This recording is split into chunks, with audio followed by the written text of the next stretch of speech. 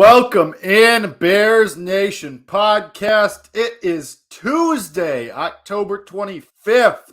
Myself, Jake Hassan, joined as always by Kevin Lapka, and as always, brought to you and powered by BetStamp. It's a wonderful time to go to BetStamp, and I hope you used BetStamp after the game last night and used our promo code BEARS to go look up prices and go look up the lines so that you could win your bets and win the bets that we gave out. Not so much me, more Kevin Lapka, which is a weird thing to say. But anyway, we hope you used BetStamp. We hope you used the code BEARS. We hope you helped us help you. We hope you showed the love to BetStamp and therefore showed the love to us. So go to BetStamp, use our code BEARS. If you didn't last week, you'll get another chance this week and for the rest of the season. It is a victory Tuesday for the Bears. It pains my heart. It is with a heavy heart that I say Kevin Lapka was right. Kevin Lapka gains a game in the standings and the Bears Nation podcast predictions. Myself and Kellen went down with the ship, predicting a Patriots win. And Kevin, to his credit, stood fast, said the Bears are going to do it. This feels like a Bears spot. This is a Justin Fields spot. And I look like Boo Boo the Fool for not the first time and probably not the last time. Kevin, it happened. The Bears actually showed up on prime time. The Bears showed up in a big spot. The Bears just showed up. They played well. For the most part, they played a clean game, a solid game all around, minimal mistakes. And that was probably the best version of the Bears that we've seen in non-monsoon conditions since last year.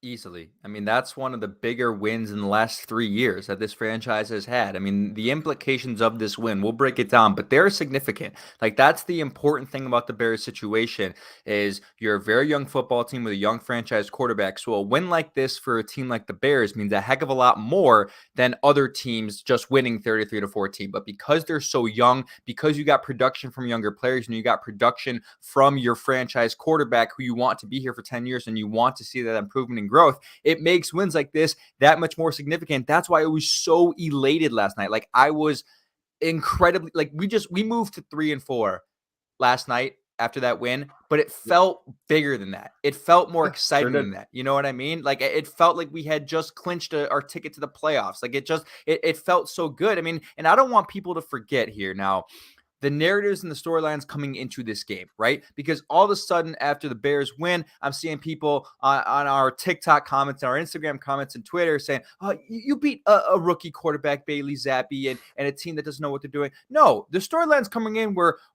it's Bill Belichick against young quarterbacks at Foxborough. He never loses at home against young quarterbacks, 17-2 all time. Oh, Bailey Zappi's on a heater. They got a good thing going. They're on a roll. They got a little bit of momentum, 2-game winning streak. They're going to come in here and boat race the Bears. I mean, most people thought the Bears would lose this game 33-14, not win it. People have to remember how impressive this win is at every phase of the football team, man. I mean, the defense completely neutralizing the Patriots aside from those couple of drives in the second quarter when Zappi came in. The offense just looking like a completely different unit doing completely different things. Special teams making plays. And more importantly than anything, I think, coaching. The job that Matt Eberflus did coming off of the mini-bye, the 11-day rest period, he must, again, listen to Bears Nation podcast because they made the changes. They did the things that we talked about. They were capable and willing to do it. They did it, and you see what happens when you're able to make those changes. It wasn't just the offensive line. Dominique Robinson was getting snaps. They made changes personnel-wise across the board. A heck of a job at every single facet. This is the best. Let's put it this way, Jake. This is the best I felt about the Bears probably since the latter part of 2018. Because you think about the years 2019 and 2020, better than the stretch where Justin Fields, like the 4-game stretch of Justin Fields last year with Pittsburgh and Baltimore and Vegas. Yeah, I think so. Okay. So that's where I'm at, Jake. I don't know if you feel the same way, but I feel very, very good about the trajectory of this franchise. Yeah, I mean, it definitely, I'm not going to completely flip. I still have concerns. Obviously, like one game can't change everything. We've said that about you ask any NFL fan base, ask the Jaguars, ask, the Chargers, ask anybody across the NFL who's in a similar spot as the Bears or even the Packers. Like, one game doesn't change everything, but this was definitely a step in the right direction. And we'll talk about it a little bit more tomorrow in our preview episode. But now can you keep that forward progress going? Is it going to be another step forward against the Cowboys, or is it going to be 2 steps back like we saw after the second half of the Vikings game and then against the Commanders? So that's a huge question that we'll address tomorrow. But yeah, I mean, I'll put the clown makeup on. I'll put the makeup on. I'll walk through the tent and be the clown of the circus because, I mean, Kevin, everything that you said last week was right. The Bears, I mean, I had no faith that they were going to change anything. I had no faith that they were going to do what needed to be done to put Justin Fields in a position of success. I came on this very show and I said that I have no faith in this coaching staff to be able to do what the Eagles have done, to do what the Ravens have done, to do what the Bills have done, and cater your system to your quarterback. And then they went out there. First of all, they changed the offensive line. You know, before the game even starts, I sent the tweet to you. Lucas Patrick's at center. Michael Schofield, who you've been banging the table for weeks, is at left guard. And we're like, and that was kind of when it started for me. I was like, okay, maybe something is different here. Maybe they are committed to changing something. Maybe they finally hit their breaking point in that piss poor performance against the Commanders. And then, first play of the game is a designed quarterback run. And then I'm like, okay, well, shit. I mean, maybe this is going somewhere. Maybe this is actually going to turn into something. And that proved to be true. Now, granted, all of my concerns around the Patriots basically came true. I mean, the Patriots defense played pretty well to start it for sure, especially. I mean, Matthew Judon completely game wrecked that game, and Justin Fields throws another, unfortunate interception that really isn't his fault, hits another helmet. Kind of not sure what's going on there. Leads the league in helmets hit, but whatever. But despite this was a Bears team that, beforehand, I would have said, if you had told me that Matthew Judon was going to have 2.5 sacks and a pass defense and a bunch of tackles, and the Patriots were going to pick off Justin Fields in the first quarter, the first half, definitely, I would have said, oh, the Bears get blown out. And it's a, terrible. If you told me they win, and not just win, but win convincingly by double digits, by multiple touchdowns, I would have said you're crazy. But here we go. The Bears don't roll over and die. They come on, they play with fire. And granted, the defense had a couple big plays, obviously, where you get to carry that momentum, which again is credit to you, something that you said. If the defense steps up and flips the field a couple times, then you're able to come back from a couple of those mistakes, which we've been saying for weeks. And it was a different Bears. And not only, and Kevin, you said this too, great. Bill Belichick is the greatest coach probably of all time. You've been saying Matt Eberflus is not a bad coach. Matt Eberflus was the best coach on the field last night. He was. Matt Eberflus was the best coach on the field. He made all the right decisions. He pushed all the right buttons. And Bill Belichick didn't know what the hell he was doing with a quarterback system. He looks pissed on the side. Doesn't even challenge a Cole Kmet reception, which I think probably warranted a challenge. On the replay, obviously, that we watched on TV, he was in bounds, but I'm surprised Bill Belichick didn't even, especially when Cole Kmet pops up, is like, go. We gotta go. I'm not sure that was in bounds. We gotta move it here. And then Bill Belichick just stands there with his hand in his pocket, doesn't do anything. I mean, he got coached out of the building, out of his own home stadium. And that was not something I was anticipating at all. And Justin Fields, I mean, how great is it to see him laughing on the sideline? He's having a great time, having a ball. I mean, we're talking about Justin Fields with the iPad getting stretched out, and they're saying Joe Buck saying, "Oh, maybe he's playing games." Yeah. 2 weeks ago that happens. We're like, well, yeah, he needs to be looking at that iPad because this. No, we're making jokes about it because he had a great game, and not only the passing yards aren't still there, but the rushing yards are there. The throws were there, both the long, intermediate, and short. Fantastic. I mean, that throw to Khalil Herbert, the pump, the hold because the lineman's right in his face, special, and then the recalibrate and goes around the lineman. That special. I agree. And maybe we're blowing it out of proportion, recency bias, but that's special. That's that athleticism that we've say highlight that athleticism. I don't think there's, especially because think of it this way. Justin Fields at one point hit the ball off his own knee and fumbled the ball. Granted, he recovered it on his own, but the ball slipped out of his hands on one occasion, at least one occasion last night. And so to be able to do that, hold, and then recalibrate and still get the ball to Khalil Herbert for an easy walk-in touchdown, I mean, that's what we've been hoping for. Now, again, it's can you keep it going? Can you take another step forward or at least continue, maintain this instead of taking 2 steps backwards like you did against Commanders? That's what I was saying. That doesn't just go for Justin Fields either. That goes for Luke Getsy. Can you call another game that way? Can you put together another game plan like that against the Cowboys defense that's even better than the Patriots, against Micah Parsons, who's even better than Michael Judon? Matthew Judon, you have Matthew Judon. You have to step it up. I mean, this is not just Justin Fields. This is Luke Getsy. And it's great. I mean, the one point, I forget which play it was, but I think it was on a 4th down play or a 3rd and short. Justin Fields runs over to the sideline. He's talking to Luke Getsy. He's like, okay, we're going to do this. And then they convert. I mean, and Justin Fields, and I will end this rant at some point. This is probably the most positive I've been about Justin Fields. This is great. I'm loving this. This is why I'm sitting back and listening. It's just some of the things he did. It's like, all right. I mean, it was better than the Vikings game. It really was because and some of those plays, it's where the raw athleticism did shine through because it was at least 3 times. It's those, oh no, oh no, oh no, oh no, oh no, oh god, it's like, oh no, no, no, no, oh yes, oh yes, oh yes, oh yes, oh yes. Like, I mean, the 3rd and 14 and the 3rd and 12 runs that he converted, like multiple times, I thought he was going down. And granted, there were a couple times where I still would like to see him just get rid of the ball. I mean, the sack that he took, the 10-yard sack, I think it was Judon's 2nd sack, should have just thrown it away. Like, it's just still some of those. But when you're getting some of those 3rd and 12 runs that convert, or where you thought he was going to run and he chucks it to Darnell Mooney in a spot where only Mooney could get it and tap his toes for the 1st down and out of bounds to save you from burning a timeout before the half, like, you take it with that. When you're offsetting the bad plays with those, you're absolutely taking it, and I'm all in, and I don't even want to sniff the quarterbacks in next year's draft. Then I'm all in. Like, if you could do that, but again, you got to maintain it. You can't take a step backwards against the Cowboys. And I know the Cowboys are a really good defense, and they just boat race the Lions. But you think you're a better team than the Lions, and I mean, obviously the Lions lost Amon-Ra St. Brown. They didn't have DeAndre Swift. But still, like, you got to maintain or take a step forward. You can't do this thing where you take a step backwards again.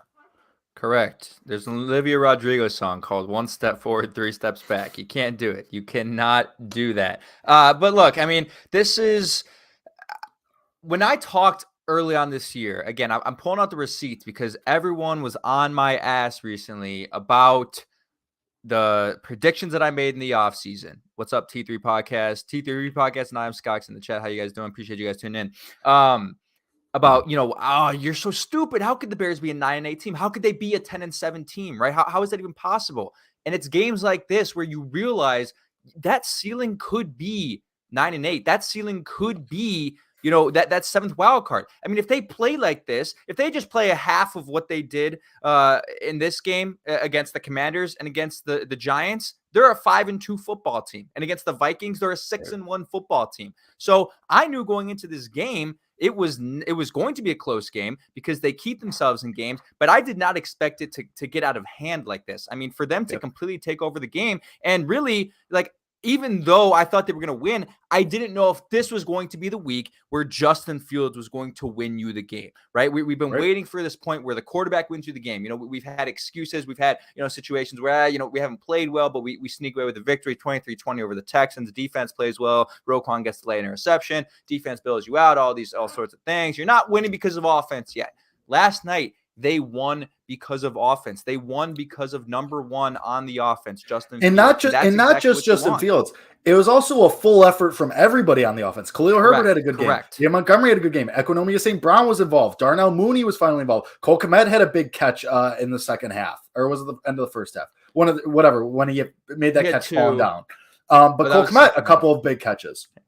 Like Dante Pettis, is involved in making big plays. Sure. Like, it was a full, and that's Kill Harry had a catch. I mean, I was a little disappointed by that because he was involved early and then he just kind of went away. I would like to see more of him, but anyway, continue your thought.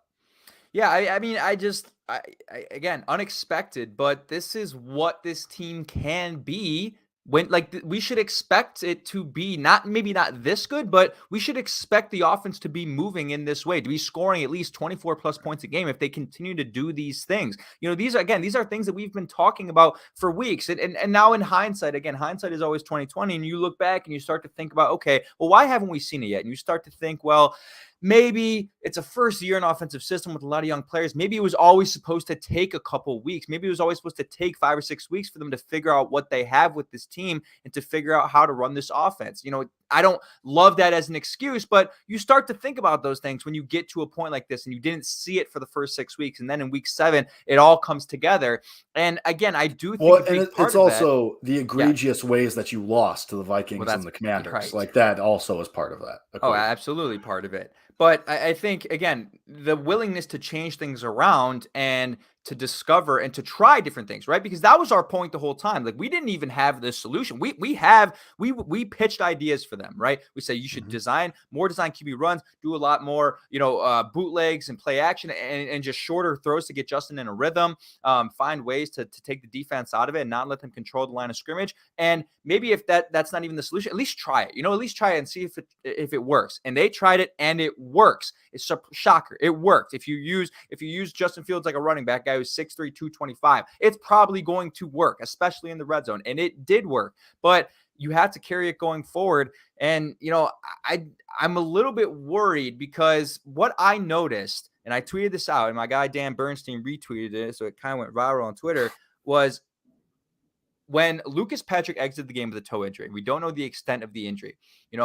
They had scored 10 points, then Patrick left, and then Mustafa came in, and then, you stall out on a couple of drives, and that's when the Patriots, get back-to-back scoring drives with Bailey Zappi. You start going down 14-10, and at that point, I wasn't feeling good. At that No, point, like, no. you As were soon as that, I thought you were dead in the water. I almost thought it was dead in the water. And I'm a little bit worried that obviously the protection is worse with Sam Mustipher in there regardless. Mhm. Although they won this game, you can safely say that the protection with that offensive line with Sam Mustipher at center, it's obviously not as good. All right. I think Lucas Patrick, he hasn't been a great left guard, but he's clearly a better center. But more Yes, than the agree. protection was I saw them really change the things that they were doing from a playing calling standpoint when Sam Mustipher came in. You saw them move the pocket a ton when Lucas Patrick and Michael Schofield were in there. The moment Lucas Patrick left, they weren't doing a lot of that. They weren't doing a lot of different things, moving the offensive line around, pulling guys, throwing screens to allow offensive linemen to get down the field and make plays. And I honestly think, it kind of reaffirms something that we had mentioned early in the year was maybe Getsy knows that the personnel there isn't good enough for him to do all the things he wants to do. And I think we got confirmation of that on Monday night that, look, Mustipher is one of the least athletic centers to ever play the sport. From an RAS standpoint, if you look up his RAS score in comparison to the rest of league history, he's one of the least athletic centers to ever play football. And I think Getsy knows we can't do everything we want to do with him in there. You know what I mean? And we saw that last night. So I'm a little bit worried going forward about, if Mustipher is in there, how it still continues to change. But credit to Michael Schofield, who played well at left guard. Larry Borum was all right at right tackle. Again, it's hard going up against Defensive Player of the Year candidate and Matthew Judon, but he did kind of expose Borum last night. But yes, this common theme of willingness to change and doing it, right? We, in going for it, because we've heard people say it in press conferences. We've heard, coaches say, yeah, we're going to try it. And then they never do. They never put it in action. The Bears put it in action. They should notice the result and they should continue to do that. And that's a really, really redeeming quality for any coaching staff, but specifically a first-year head coach and a first-year staff. Yeah, and that worries you because today we still don't know the status of Lucas Patrick. Eberflus said today that he has more doctors to see. And it sucks. I mean, because you saw, like you said, when Mustipher came in, the next 2 drives stalled immediately. And then you started to get some rhythm back. And some of that was game script at the end when you were able to just run out the clock. And you didn't have to do too much. But, you're right. The offense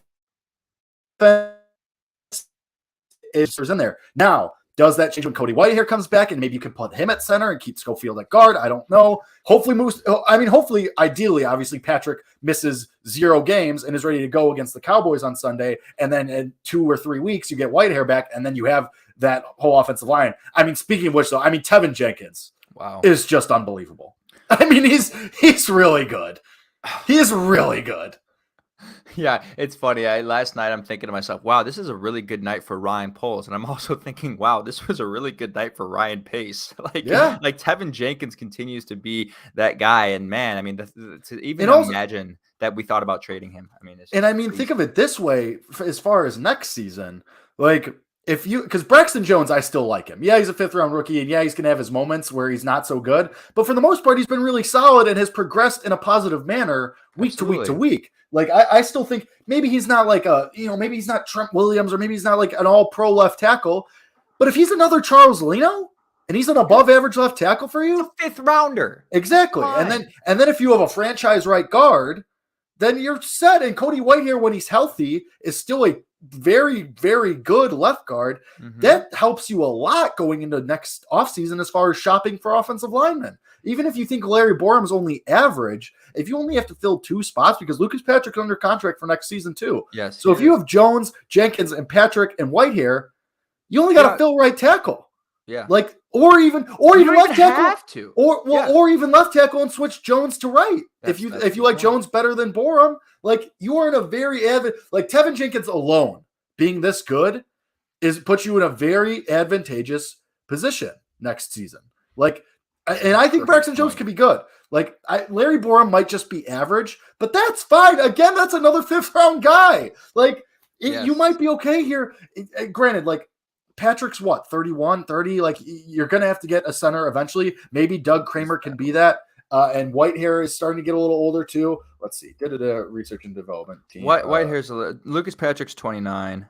I forget he was under 30. I think Whitehair's probably like 30. Whitehair's 30. He'll be 31 in July. So not terrible. You can live with it. But still, eventually you're going to have to start getting younger guys in here at some point. And Jenkins and Jones and Borom are obviously the start of that, even if they aren't worldly. I mean, Jenkins might be a Pro Bowl right guard. But even if Jones and Borom are average, that's still solid depth for whenever you get your star offensive line. Not the point. The point being that, back to your original point of Patrick and how he changes this.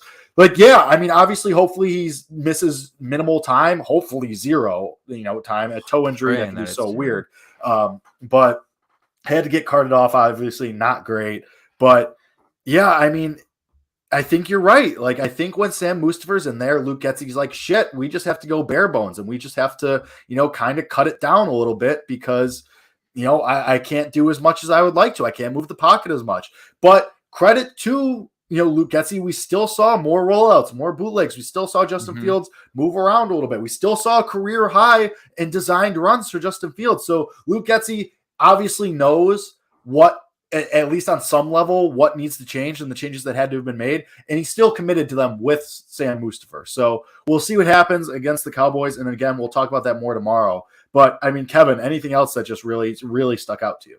Well, I wanted to go back to a point that you started to make about, these young guys. And again, although, everyone's all going to be back in about, well, yeah, maybe the Bears can make the playoffs this year. And that should be a thought that can be had. If I'm being entirely honest, that should be a thought that crosses your mind. The NFC, the bottom of the NFC is wide open. The Bears, if they play like this for the rest of the year, can definitely squeak out enough wins to possibly get into the 7th seed. So you're not wrong if you think if you're still in on the Bears to make the playoffs, but obviously the greater outlook is still 2023 because that's when the Super Bowl window opens. And the thing that you kind of pointed out was, all right, you're starting to figure out, where you need to spend money in the offseason. And the reason why I said last night was so significant for a number of reasons beyond just the W and the win column is, you learned a lot about, what positions you think are solidified and, both on the offense and the defense, and then where you kind of need to spend your money next year, because the more that the offensive line continues to play well means, guess what? You don't have to spend that much money on them. You don't have to spend an early round draft pick on them yet. If you're totally fine with, again, Tevin Jenkins is there and Patrick and Whitehair and even Schofield is fine for depth.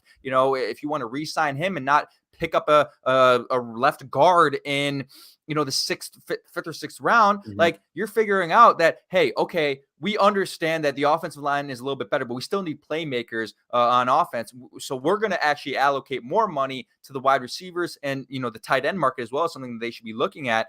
Get another receiving tight end to pair with Cole Kmet, and don't have to worry about spending extra money on positions that you don't need, right? And so they discover that, hey, okay, this is our offensive line. And on the defensive side of the ball, like, man, you're getting value now out of your rookies. You're getting value out of your rookies. I mean, everyone that played well last night are pretty much guys on rookie contracts. And that's the benefit of having a young, successful football team is you look at the guys who, made the takeaways on defense. Kyler Gordon, first-year rookie. Jaquan Brisker, first-year rookie. Dominique Robinson caused the interception of Roquan Smith. That's a 5th-round rookie. And then you look on offense, Justin Fields, the player of the game, rookie contract. Khalil Herbert, rookie contract. All of these guys, rookie contracts. Darnell Mooney, rookie contracts. You know what I mean? Like, you're finding value all over the place, and this is only going to help your franchise going forward because you don't have to pay any of these guys immediately. They're on contract. They're cheap. They're good. And you're figuring out that, hey, we don't even have to worry about the secondary. We have 8 draft picks next year. You should take 1 cornerback. But other than that, you're good. Like, that you can just address the needs that you need to address instead of rather the last couple of weeks, you started having thoughts pop in your head. Well, I don't know, like, maybe Kyle Gordon's not good. Maybe we need to take another cornerback or maybe, maybe Braxton Jones isn't good. Maybe we do need to take a left tackle to kind of understand and figure out this week against the Patriots on Monday night that, hey, those positions are good. Let's direct our attention to what's really needed and figure out what's really needed. That makes it easy for Ryan Poles. That makes him have an easy offseason because you have all the money in the world. You have all the draft picks in the world. Everything is at his disposal. Anything that he wants to do this offseason, he is capable of doing because he has the money and he has the draft capital. And it's not even the offseason, Jake. I mean, you're getting to a point now, and people are going to start to talk about the trade deadline because it's only like 4 weeks away. And I said this on Twitter. The Chicago Bears should not be sellers at the trade deadline. They should be buyers. I'm not saying they should trade for 3 different players, but you have all of the means in the world to go trade for Jerry Jeudy, to trade for Chase Claypool, who's my number 1 guy on the list right now, because you have the draft capital and you have the money, and you're just putting yourself in a position where, hey, if you do get Chase Claypool, man, this could actually be a really competitive football team next year. If you draft a wide receiver in the 1st round, make some right moves in free agency, man, like, you're figuring out what is good about this team. And the positive of that is the good is young. The good aren't old 35-year-old players who you have to pay a lot just to keep around. And that's how good organizations, that's how the foundation of a good organization begins. So very, very big stuff. But you made a face when I was talking about Chase Claypool. You don't like that? You think they'd trade him? He's only in his 3rd year? Yeah, there's been rumors that they're trading him. There's been rumors that the Steelers are willing to trade Chase Claypool. I think the problem, I think for them, they have to pay, or did they already pay Deontay Johnson? Did they pay Deontay Johnson? I can't remember if he was a part of that class that got that extension. I want to say he was. Oh, I'm looking up Chase Claypool's right now. Chase Claypool 2020. So yeah, this is his 3rd year. Johnson. I guess because he doesn't have a 5th-year option. That makes sense. Yeah, so Deontay Johnson, and Deontay just signed a 2-year, $36 million. I mean, he's getting $18 million a year. That's pretty hefty. And then obviously George Pickens is going to be their number 2, they believe, for the next couple of years. Why would they want to? If they could get a draft, I mean, they're 2-6, 2-5 right now. Are they 1-6? I mean, the Steelers. No, they have 2 wins. Are you sure?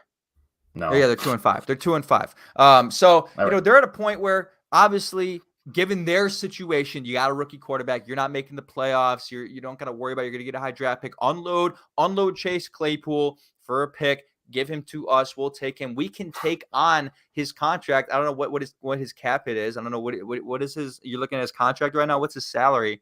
What's he getting this year? It is this year he is making $1,200,000. Next year it goes up to 1.5 because he's still on his rookie deal. Next year is his last year before he hits free agency, and it's 1.5 mil. Oh, wait. No, wait. No, we're good. Okay, yeah, no, I'm right. I was going to say, I'm right. Claypool was like a second round pick. Second round pick, yep. That's, yeah. Number 49 I mean, go for it, man. Like, be buyers at the deadline. Make this team better. You know what I mean? Like go get a bargain player and continue to figure out what you clearly need in the offseason. The best possible situation is to go into the offseason with the least amount of questions, or maybe not the least amount of questions, but the clearest answers to those questions. You know what I mean? Like, what do we need? What? I didn't know DJ Moore was like making so much money. What the hell? Yes. So that's the thing with DJ Moore is he makes a lot of money and the Panthers are asking for a lot for him. What's he at? Like 20 million? Not well. So this year it's like the last year of his rookie deal, and then it goes up to 19 mil next year, almost 20, then 15, then 14. Yeah, that's so wild. it's depreciating, but I If I'm being honest, No. I'm completely out on trading for DJ Moore. I'm completely out. It's not that he's a bad football player, but you see that cap hit, and then you think about the return that they're asking for, which I believe they said is comparable to the return they got for Christian McCaffrey from the Niners, which was a 2, a 3, a 4, and a 5. I'm not paying a 2, a 3, and a 4, and a 5 for DJ Moore. And I honestly am not the biggest DJ Moore fan. I don't think he's what this team needs. This team needs a pure X go up and get it receiver. Is that not what they need, Jake? DJ Moore is not that, he's a good football player, but I'm not trading 4 draft picks and paying that guy $20 million. It's just how many times over the last couple of years has Chase Claypool gotten clowned for just being an idiot on the field, and costing his team? Fine. It's more than once. So it's do the Bears where they're at really need / want that? I don't know. Chase Claypool for a 5th round pick. Do you say no? No, I don't. I don't say no because obviously, you trade the 49th overall pick for a 5th round pick. Yeah, you do that. I don't know, man. I think somebody else would pay more. What about Jerry Jeudy? Oh my God! Give me Jerry Jeudy. I would cut off my right arm for Jerry Jeudy right now. Well, to be honest, if you think about the names that are out there, Chase Claypool, DJ Moore, Jerry Jeudy, and there's one other name that's been floating around for wide receivers that are going to get traded. Jerry Jeudy is the most logical of all of them because he is a player who has underperformed for his franchise. He's a part of a franchise that is in a 2-5 team that's probably not going to make the playoffs, that has no first-round draft picks for the next 3 years, needs to reload on picks. They already have Cortland Sutton. They already paid him the money. They don't have to pay Jerry Jeudy if they don't want to pay Jerry Jeudy. Get him out of there. Trade him to us for a 3rd rounder. You might get a 3rd or 4th back this year because it's a conditional pick. Go ahead. I'm all in on that. I think Jeudy would be worth more than that. I think he'd be worth more than that, but I'm not sure teams are going to sit there and say, yeah, we're going to take a 1st rounder for Jerry Jeudy. No, I mean, just because of the production thus far in his career, he doesn't have. But also, the Broncos, he's under contract for the cheap this year, and next year his salary is only $2 million, and then you have the 5th year option because he was a 1st round pick. So just that control alone for a guy, because everyone agrees the potential is still very much there for Jerry Jeudy. I mean, when Russell Wilson first got there, we were all saying, all right, here we go. This is the Jerry Jeudy breakout. And then, obviously Russell Wilson just kind of stinks now. But Right. I would Kevin, I would sell you for Jerry Jeudy. I would I'd put you in a box and ship you to Denver for Jerry Jeudy. Wow. That guy is I don't want to go to Denver. Well, Denver's a nice city, starter city, but good city. Starter city. I mean, yeah. I would be fine. Would you be fine trading a 2nd round pick for him? Especially if we know that Ryan Poles is good drafting in the 2nd round, or so we believe, given the way Kyler Gordon. It's hard to say no to that. Just because 2.5 years of control on the cheap for a guy with that much potential, it's hard to say no to that. It is hard to say no to that. I mean, as long as I don't think I'd be furious. I think on the surface I'd be like, okay, let's hope that they can make it work. Yeah. You know what I mean? Absolutely. I mean, and I think there's still a situation at play where if the Bears, struggle in the future, I think this is a team that could make the playoffs, but if they struggle and if they do end up in the top 8 of the draft, they are probably in a position to trade down because it's such a quarterback heavy class. And there's going to be teams that are, kind of in that mid range with an older quarterback, maybe a 49ers like team that, or not the 49ers. I mean, you wouldn't imagine that they would do that with Lance still in their back pocket, despite coming off injury. But, a team in that sort of situation, Colts or something, you know what I mean? That would trade up and kind of try to jump you. So if you know that you're going to, have that sort of outlook, I'm fine trading a 2nd rounder. What do you got scheming up now? Now we're getting into it. Yeah, I know. This is so stupid. We came here to talk about it. Actually, this is something we would have done after the Commanders game, and now we're doing it here. But no, because we fell down a rabbit hole. Realistic. Okay. Michael Pittman has 1 more year of control after this, and he's 25. They're not trading Michael Pittman. If If No way. because Frank Reich is probably out the door. That's true. And Chris Ballard can't be far behind him. Chris Ballard built this thing in the most, shit way, like house of cards way possible. And they're seeing the result. Like they might, granted, the Colts, and I'm not saying it's likely, but the Colts would have to like go full rebuild. Like they'd have to But that's a first round pick. Pittman's a first round pick. 100%. And I'm not. You're not trading that first round pick. There's no scenario. I don't care who it is. You're not trading that first round pick. It's just something to think about. Speaking of second round picks, though, Jaquan Brisker's so good, dude. He's so good. He's so good. Let's not forget, Jake mocked Jaquan Brisker to the Bears. This was your guy from the start. You own that interception was like out of a movie. It was wild. Like at first I thought, oh, that's a lofted ball. Then I was like, oh crap, Brisker's like way too far in front of it. But I thought it was going out of bounds. And then he just gets up there. It was unbelievable. Like it was crazy. He's so good. He's probably going to be a Pro Bowler this year. The Bears are probably going to have 2 Pro Bowl safeties. They might, right? I mean, if he continues to play this way, and look. Go use code BETSTAMP. They don't have player prop futures on there, but you can get Jaquan Brisker Defensive Rookie of the Year at plus 2,500 right now, at 25-1, because Ahmad Sauce Gardner's playing so well, and these other guys are playing so well. But so good. There's 12 weeks left in the NFL season. Injuries happen, and if Jaquan continues to play this well, if he continues to take the ball away, like. He could be the defensive rookie of the year. He could be the defensive rookie of the year. Things like this always happen.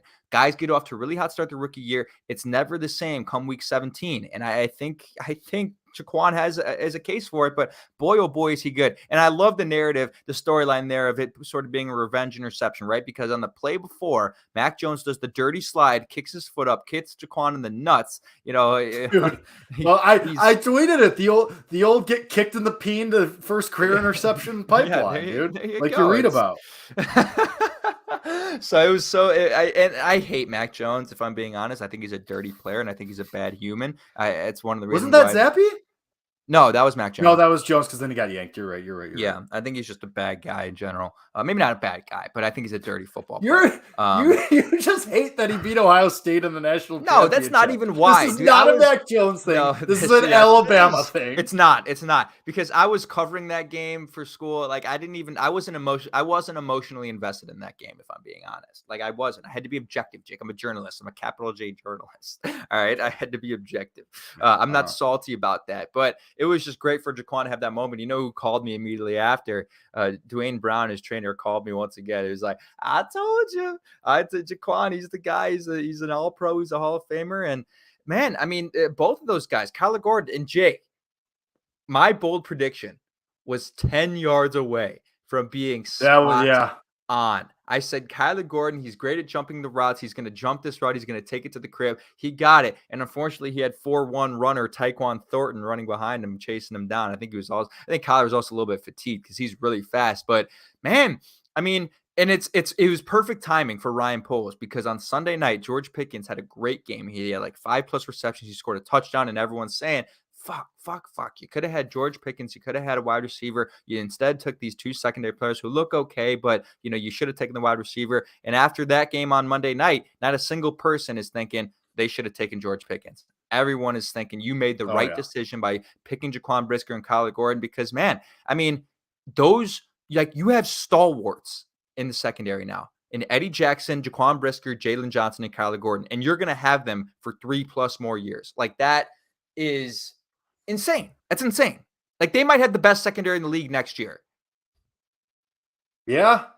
I mean, that's they not might crazy. have it this year if they continue to play this well. No. I'm not willing to take that jump. I don't know. I'm not taking that jump yet. I mean, think about it. Like, that's a leap. I have to run through the teams. Like the Broncos have a good case because Pat Surtain is just him. And but man, I mean, if the rookies continue to play well, if Jaquan, they at least might have the best safety tandem in the league. Can you say that? Probably. I mean, it's just so hard. I just always I hate doing stuff like that with rookies, let alone 2 rookies, just I because know, I it's know. like I'm getting ahead we're of gonna go myself. through I'll these be up. Right. I mean, no, and I completely get it because last night Jaquan Brisker and Kyler Gordon. I mean, Jaquan Brisker's been awesome all year, but Kyler Gordon continues to play well every week. Comes down with an interception last night. Granted, end of the game, whatever, but still playing really well, tackling way better, around the ball all the time. He like clearly is starting to handle more responsibility in the defense, which is great. And is what you would expect out of the guy who was your second round pick and your first pick of the draft and number 49 overall. Like that's what you want. Like that, or not number 49 overall. Why did I just do that? And you know what I mean. Regardless, shut up, Jake. Regardless, these guys are playing better, and it's definitely a step in the right direction, and it's very positive development. I just hate playing the and I know I just did it with Jaquan Brisker saying he could be a Pro Bowl safety, like, but he's played well all year. Like he's had way more ups than downs, and way more positives than negatives all year. Like from day one, Jaquan Brisker has been playing awesome. Now Kyler Gordon took a little bit longer to get there, but he's getting there. And even like you said, I mean, Dominique Robinson played well. He was around again around the ball for a key turnover, like he was in week 1. Like he was around the ball and made an impact play. Yeah, I mean, so it's just I always like to hit the brakes when it comes to like saying things like that, like they might be the best safety because they could get torched by Dak Prescott on Sunday, But no doubt about it, they played really well. The defense played. We heard Justin Jones' name for the first time in like multiple times. He had a great game. He had a great game. Yeah. So, I mean, and that's really what it all comes down to is that yesterday, yes, it was Justin Fields' like breakout, full game breakout for the season. But everybody, I mean, like I said, Equinomia St. Brown had a good game and he was targeted. And just to go back to the play calling on offense, like what almost got me most excited was like the little out route to Equinomia St. Brown for like 7 yards at the end of the game for a first down. Like it was just like so simple, but I was like, all right, like that's what you need. Like that's exactly like, just do that. Or the middle of the field throw to Komet. Like we're doing like there you go. Like that, like the 7, 8 yard, 6 yard throws almost got me as excited as that the throw to Darnell Mooney at the end of the half, or the crazy scrambles to get out of trouble after almost getting sacked, or the screen touchdown to Khalil Herbert. Like the little 7 yard throws for first downs almost got me as excited. Like it's like it was a complete game, not just on the field, but from the play calling too. And that's what you need. That's all we've been begging for. I wish it had happened against the Commanders too, so you could have 2.5 games worth of solid play strung together. But if you can carry it over on Sunday, I'll take that. I'll happily take that 10 times out of 10. So show us that you can build on that. Justin Fields, I'm not going to say that all of my concerns are gone. After last night, a lot of them are assuaged. We'll say it that way. They're knocked down a peg. If I can see it more, I will happily say, yes, Justin Fields is the guy next season. Saw a lot of things that I liked. Just him having a good time, laughing on the sideline. The dance, running the touchdown, that was great. Just show us that you can keep doing that. And Luke Getsy, show us that you're willing to continue to cater this offense to his strengths. Continue to show us that you're willing to roll him out and that you're willing to design these runs for him. And for the love of God, keep doing these simple routes. And then every now and then take the shot. The one overthrow of Mooney to the end zone. If Justin Fields had that throw perfect, done great, maybe, and they said on the broadcast, that was flat, didn't put enough air under it. You got to be super precise if you're going to throw it like that.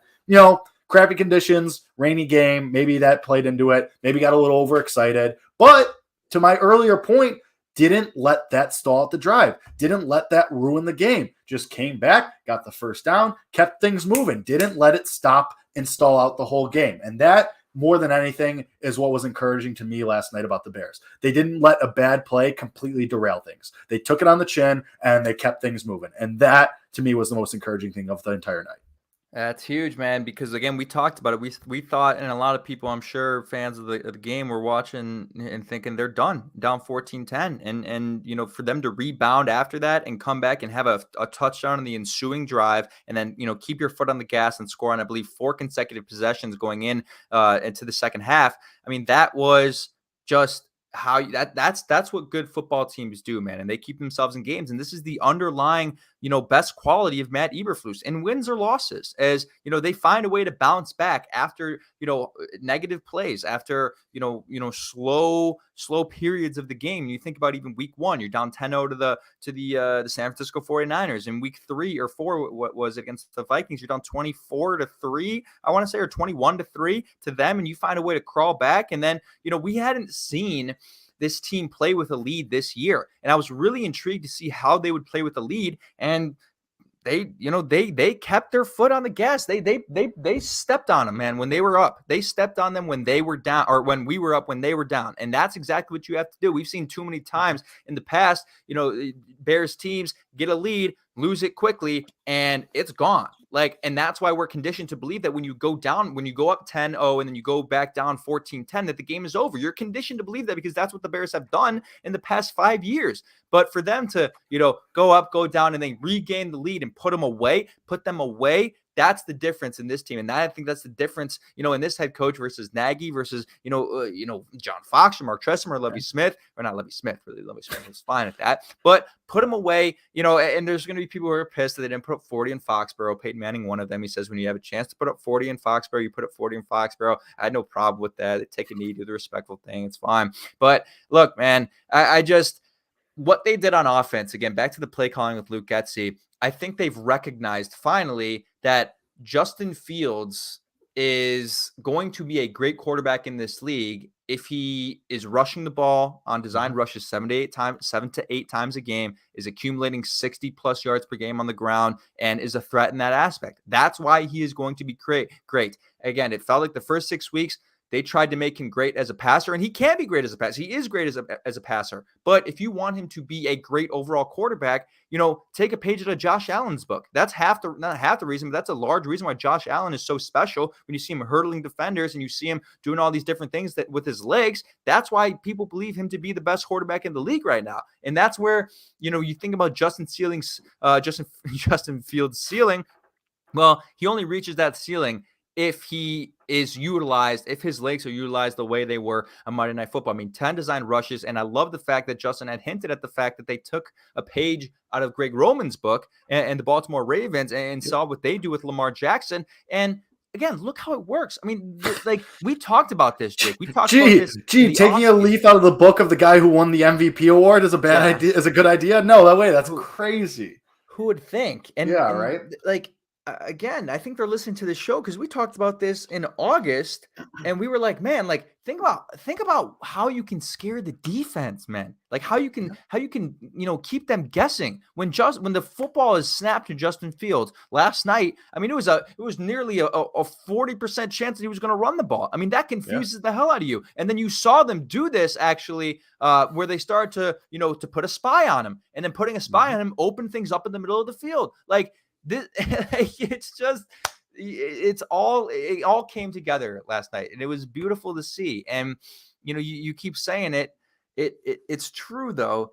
These things consistency is the hardest thing to achieve in sports, and to be able to do it in back-to-back weeks is what makes you feel really good, because we feel great right now. But if you can go to Dallas, and it's a tall task, it is worth noting that you have to go again on the road and back-to-back road games to Jerry's World, and a tough place to play against a good defense. Context matters there, but you can't. If you lose that game, you score 24 points. Fine. You can't put up a Commanders performance. You can't put up a Giants performance. You have to go into that game and show at least the same things, even if they don't work. Show the same things. Show that you're able to do this 2 weeks in a row. You don't have to necessarily win. You just have to at least show that you can be an NFL offense and show that you're committed to doing things that work for Justin Fields. Completely agree with that. Absolutely. And I think that equates to wins, though. I do. I think that equates to wins. So, I'm already getting ready for that game. I mean, golly, I'm starting to get excited. Well, Kevin, the good news is we do this again in 24 hours. The good news is we do the preview show 23 hours from now. It's the good news. I got 23 hours to keep myself excited. Yeah, right. I'm sure it's going to be real hard for you because, granted, I mean, given the state of everybody's excited. Everybody's still going to be talking about this for the rest of the week, and so be saying the same things that we are. Got to keep it moving, and we're going to keep revisiting okay, this is what you got to do boys on Sunday. Yeah, I mean, I don't think the excitement's going to be hard. Like, and to be honest, like I will actually be kind of excited to watch Sunday. Like if the Bears had lost and you put up a Commanders performance or a Giants performance, like I would not be excited for this Cowboys game. I'll be like, you're just going to get smoked. Like you're just going to get absolutely murdered. But now, if you're able to do some of the things, even if you don't win, if you're at least able to be competitive and show me that you're willing to cater to Justin Fields, then I'll be like, all right, cool. I'll take a silver lining. Great. Cool. Like if you go 8-9 this season or 7-10 this season, but Justin Fields gets better over the next 12 weeks, every week, just about, the season's a success. Yeah, you did say that from the start. I was going to call you out, but you did say that from the start. I was 100% on that boat from the beginning. Now, then once, things started to look bad, did I go even more doom and gloom into like the 3-win territory? Yeah, I did straight up, but there are some winnable games now. If you're going to play like that, there are winnable games. So starting with maybe, potentially, probably not, but Dallas, it's not impossible. Dallas has not impressed me whatsoever at all this year in anything that they've done. Yeah, I mean, their defensive front is the only redeeming quality of their team, in my opinion, thus far. CeeDee Lamb's pretty good.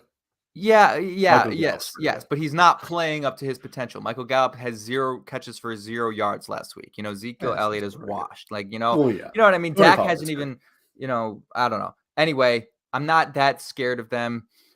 Put it this way, Jake. Now that we are kind of previewing this game, or that you can at least look forward to it, are you more worried about this game than you were heading into the Patriots game? At this given point in time, more worried about this game than you were at this point. Oh, okay. So okay. I get what you're saying. Be honest. No, I'm less worried. I mean, yes, correct. I'm definitely less worried for sure, 100%. I agree. So that's the point I'm making. It says you were that worried last week, and look at the outcome. But it's just, I don't know.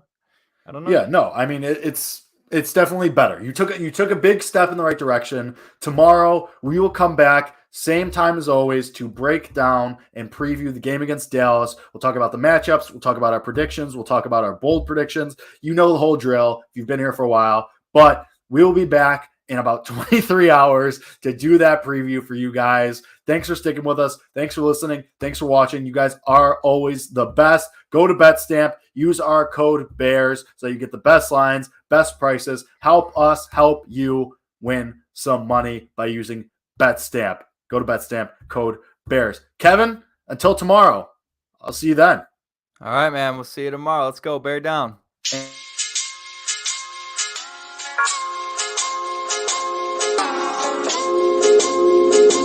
Bye.